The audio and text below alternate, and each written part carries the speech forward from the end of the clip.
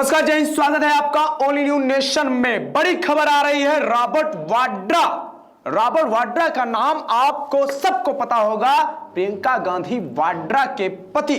Robert Vadra के घर से गिन नहीं पाएंगे, पैसा इतना ज्यादा है, 2.1 बिलियन डॉलर। मैं ऐसे बता दे रहा हूं, बाकी अगर गिनेंगे तो आप गिन नहीं पाएंगे। जो मैंने लिखा है थंबनेल में, आप एक बार देख के कंफ्यूज हो जाएंगे।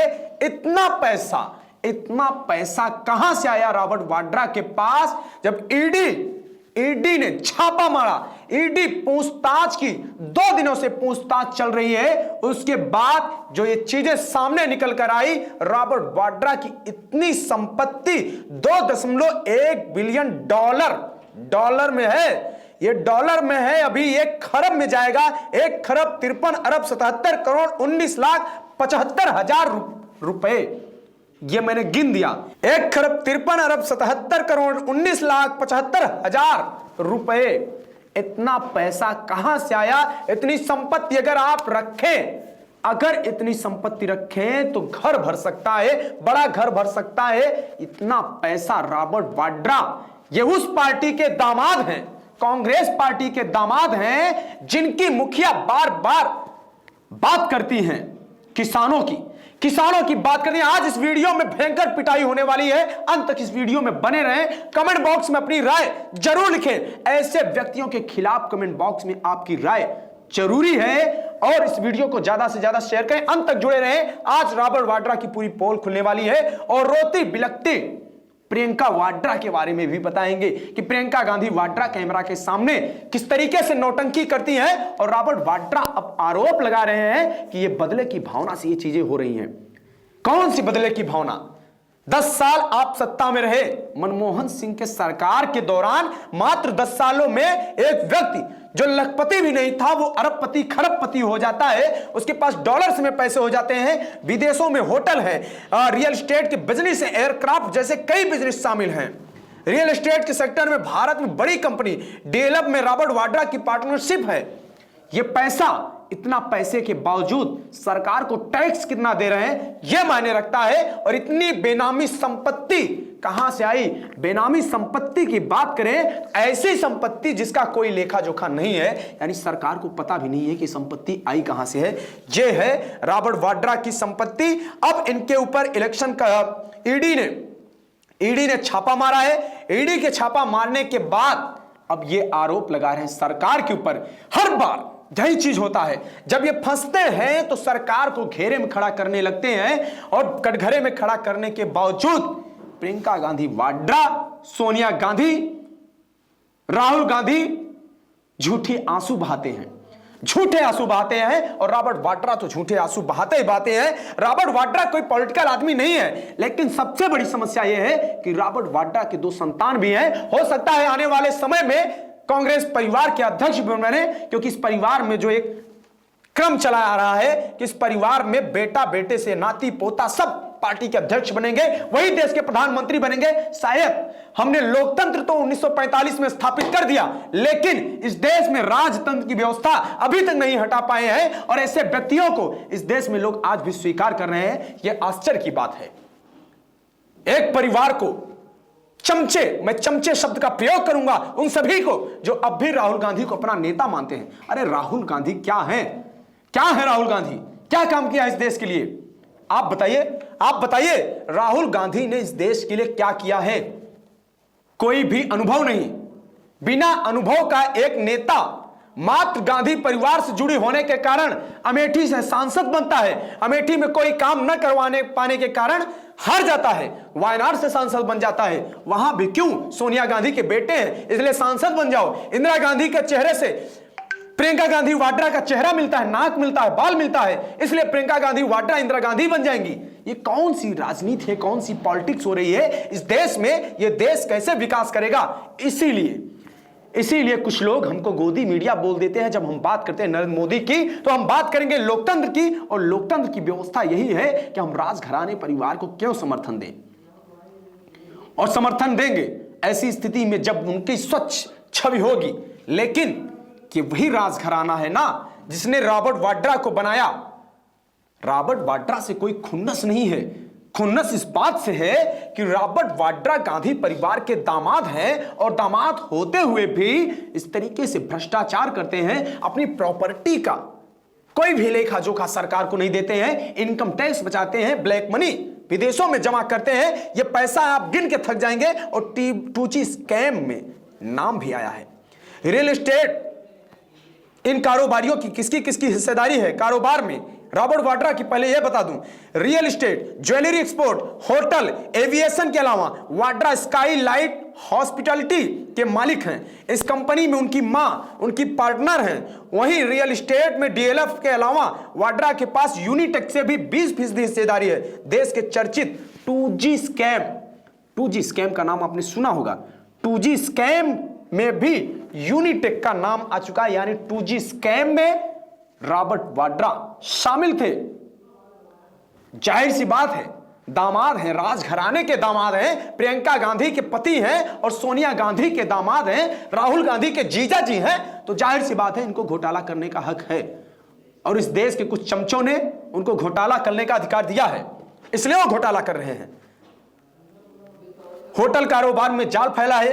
रॉबर्ट वाड्रा की दौलत होटल कारोबार का अहम योगदान है। इस रिपोर्ट के मुताबिक वाड्रा होटल कारोबार में दिल्ली से लेकर देश के कुछ अहम शहरों में फैला हुआ है। वहीं ज्वेलरी एक्सपोर्ट में कंपनी आर्किटेक्ट्स में भी वाड्रा की बड़ी हिस्सेदारी है। सेलिब्रिटी नेटवर्थ के मुताबिक वाड्रा एयरक्राफ्ट के बिजनेस में भी हाथ आजमा चुके हैं। तो समस्या इस बात से है कि 51 साल के रॉबर्ट वाड्रा दिग्गज कारोबारी कैसे बने और इतना $2.1 बिलियन ये पैसा, संपत्ति, बेनाम संपत्ति कहां से आया? बेनामी संपत्ति कितनी है इसका कोई पता नहीं है, लेकिन रॉबर्ट वाड्रा की घोषित संपत्ति जानकर हैरान हो जाएंगे आप। कितना संपत्ति कहां से आ रहा है, कौन सा बिजनेस पैदा कर रहे हैं? आयकर विभाग के अधिकारियों ने बेनामी संपत्ति के मामले में सोमवार को रॉबर्ट वाड्रा से 9 घंटे तक ज्यादा पूछताछ की। हालांकि वाड्रा ने पूछताछ को बदले की राजनीति बताया। देखा, मैंने वही कहा कि रोती बिलखती प्रियंका रोने लगती हैं, हर बात पे रोती हैं। वो बोलती है हमारे परिवार के साथ भेदभाव हो रहा है, हमारे फैमिली के साथ भेदभाव हो रहा है। 1 दिन के लिए पहुंच गई थी सड़कों पर किसानों की बात करने के लिए। इतनी बड़ी किसान प्रिय हैं प्रियंका गांधी वाड्रा। कोई इनसे बोलो, ये वीडियो उन तक पहुंचाइए कि प्रियंका गांधी आप भी किसान आंदोलन में शामिल होइए, महीनों आंदोलन करिए, देश की जनता से, देश की जन समस्या से रूबरू होइए। अपने मम्मी के चुनावी रैलियों में आने के बजाय पूरे 5 साल वहां पे आके काम करिए, अमेठी में आइए, समय दीजिए, तब तो जनता आपको उठाएगी। आप सोचती हैं कि आप और आपके कुछ भक्त चमचे, जो भी कहें, सोशल मीडिया का शब्द है, आप सोचते हैं इस देश के उस संख्या को, उस लोकमत को जिसने मोदी सरकार चुनी, उसको हम भक्त करार कर देंगे और इससे काम हो जाएगा। इससे काम नहीं होगा, उल्टा आप पे और थप्पड़ बजेंगे और ये चीजें होती रहेंगी, क्योंकि आपके पास समय नहीं है। राहुल गांधी चुनावी यात्रा 4 दिन करते हैं, उसके बाद निकल लेते हैं ननिहाल। नानी की तबीयत खराब है कि रॉबर्ट वाड्रा की बेनामी संपत्ति का देखभाल करने गए हैं।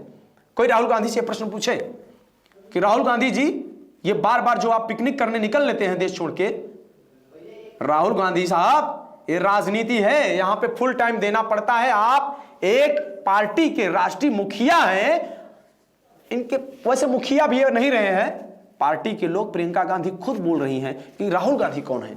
राहुल गांधी पार्टी के कुछ भी नहीं है, वो जा सकते हैं। जी हां, बिल्कुल जा सकते हैं। फिर दोबारा आप जबरदस्ती मत थोपिएगा इस देश पे राहुल गांधी को। जा सकते हैं, पूरी छूट है, जाएं, ननिहाल जाएं, कोई दिक्कत नहीं है। तो ये चीजें हैं जिस तरीके से आरोप लग रहे हैं। अधिकारियों ने सूत्रों ने बताया कि वाड्रा को आयकर विभाग का कार्यालय पहुंचकर जांच में शामिल होने के लिए कहा गया था, लेकिन उन्होंने पल्ला झाड़ लिया, पहुंचे नहीं, जांच कराने नहीं पहुंचे। इसके बाद आयकर अधिकारियों का दल उनके आवास पर पहुंच गया, दबोचा, पूछताछ हुई, 2 दिन की पूछताछ हुई। और ये जो आंकड़े सामने आ रहे हैं, इतनी संपत्ति के आंकड़े इनके आ रहे हैं, हालांकि इनकी आय जब्त होगी, जाहिर सी बात है, जब्त होना जरूरी भी है और ऐसे लोगों पे कठोर कार्रवाई हो।